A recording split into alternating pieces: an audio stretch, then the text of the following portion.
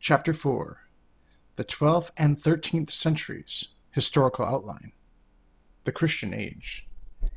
It is of this period, which is sometimes referred to as the Golden Age of Christianity, that Leo XIII writes, "There was once a time when states were governed by the principles of gospel teaching.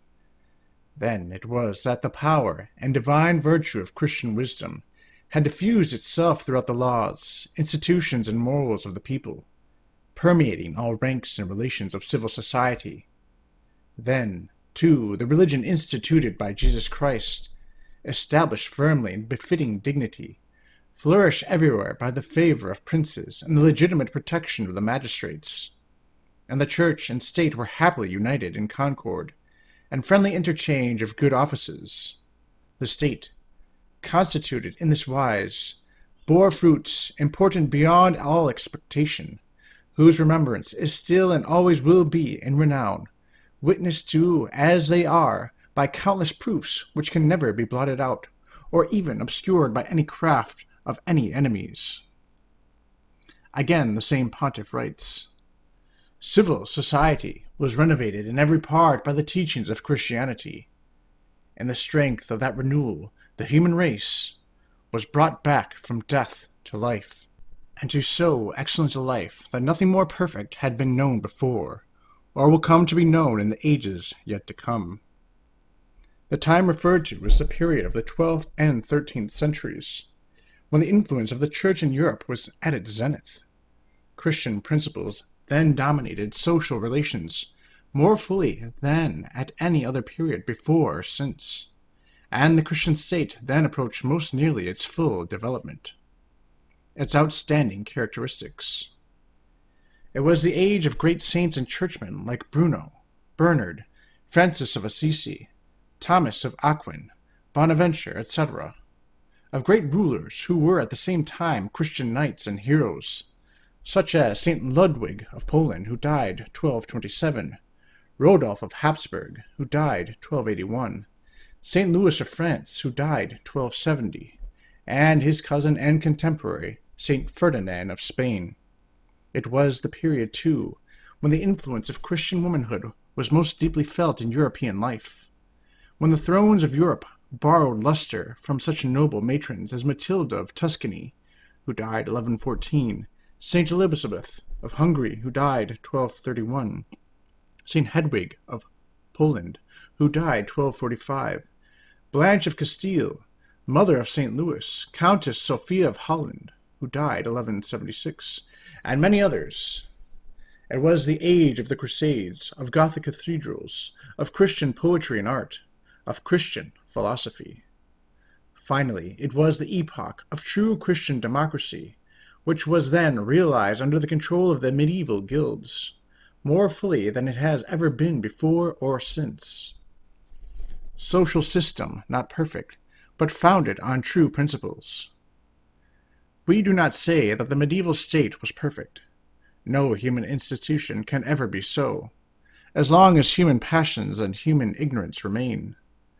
Besides, in medieval Europe, not a few characteristics inherited from paganism still survived, especially a certain helplessness among the masses of the people, which was a heritage from the centuries of slavery. Frederick Schlegel, treating of this epoch when, as he says, great characters, noble motives, lofty feelings and ideas abounded more than in any other period of history, writes, "All that was then great and good in the state proceeded from Christianity, and from the wonderful efficacy of religious principles. Whatever was imperfect and harmful was in the character of the men and of the age, not yet fully attuned to the ideals of Christianity."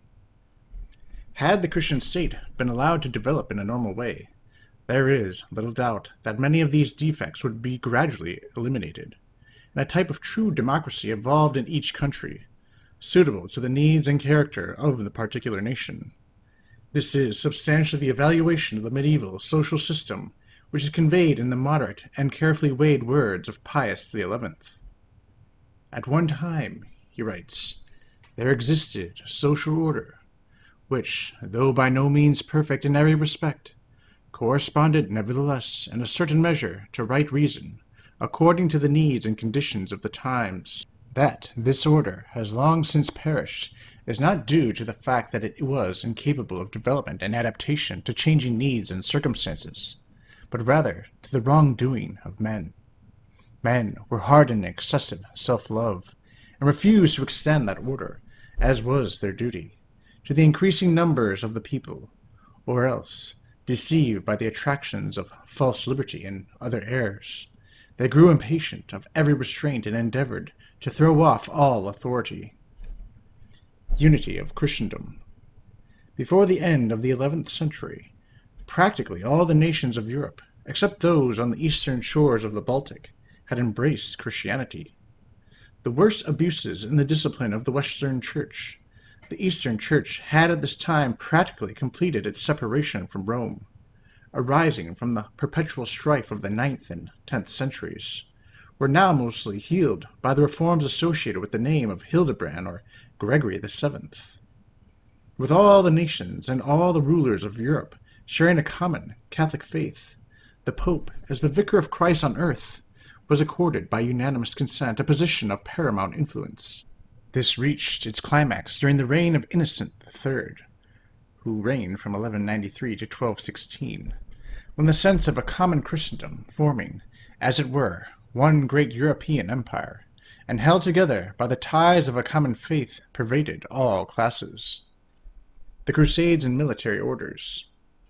This union of the European nations was intensified by the great wars of the Crusades, from 1096 to 1273, including the protracted struggle with the Moors in the Spanish peninsula.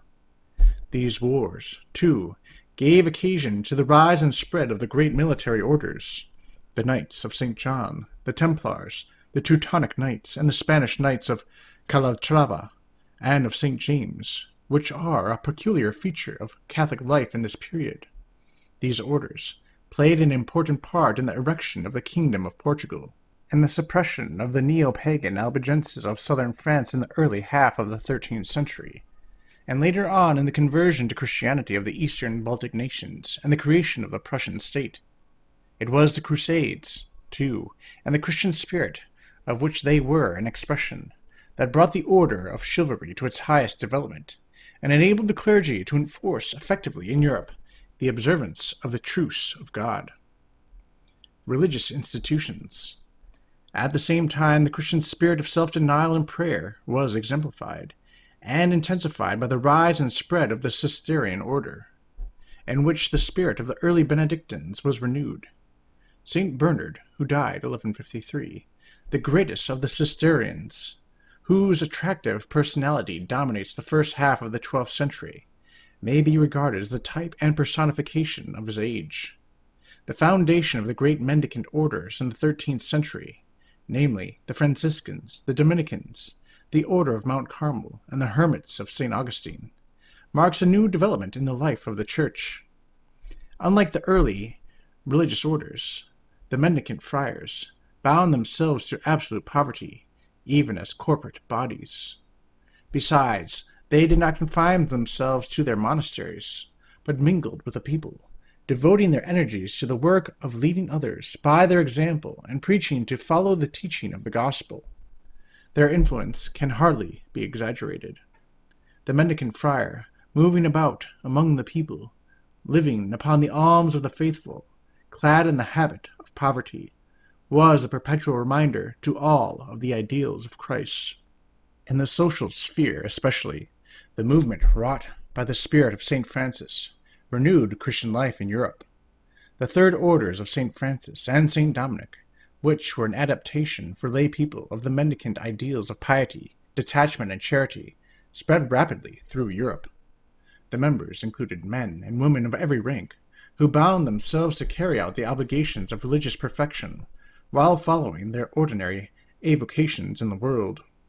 The third orders, says Lacordaire, produced saints in every walk of life, from the palace of the monarch to the peasant's cot, and that, too, in such teeming multitudes that even the desert and the cloister might well feel jealous.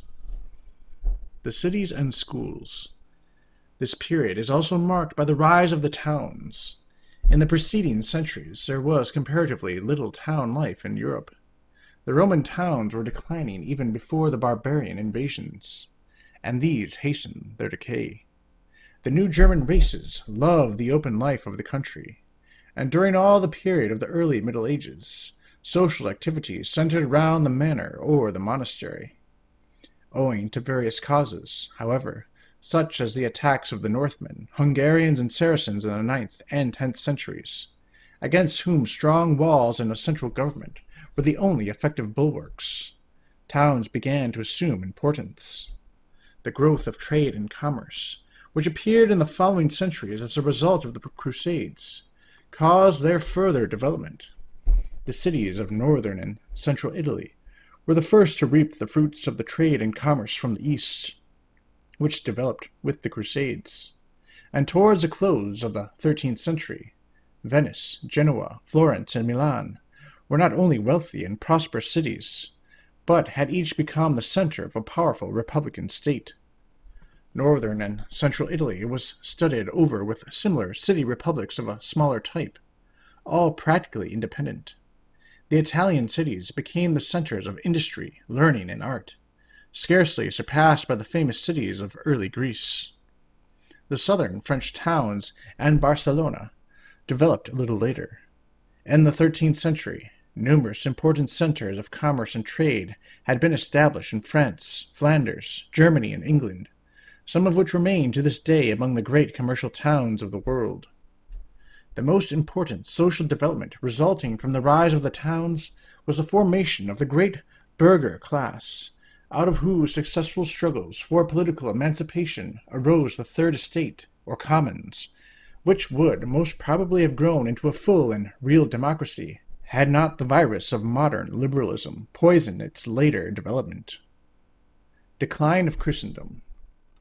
It is outside our present scope to follow the course of the decline of the Church's influence, or to trace the sorrowful story of the events which led to the catastrophe of the Protestant revolt, commonly called the Reformation of the 16th century.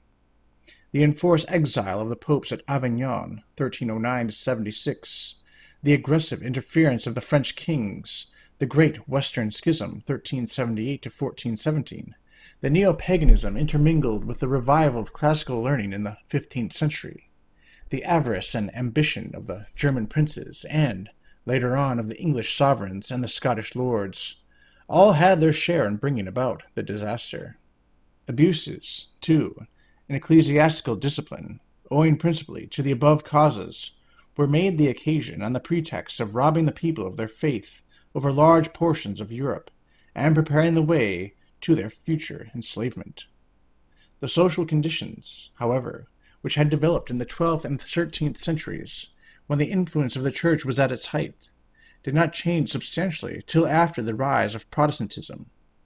The principles of Christian teaching, which produced all that was good in these conditions, were not seriously questioned till the 15th century. We have now to analyze these conditions and principles a little more fully.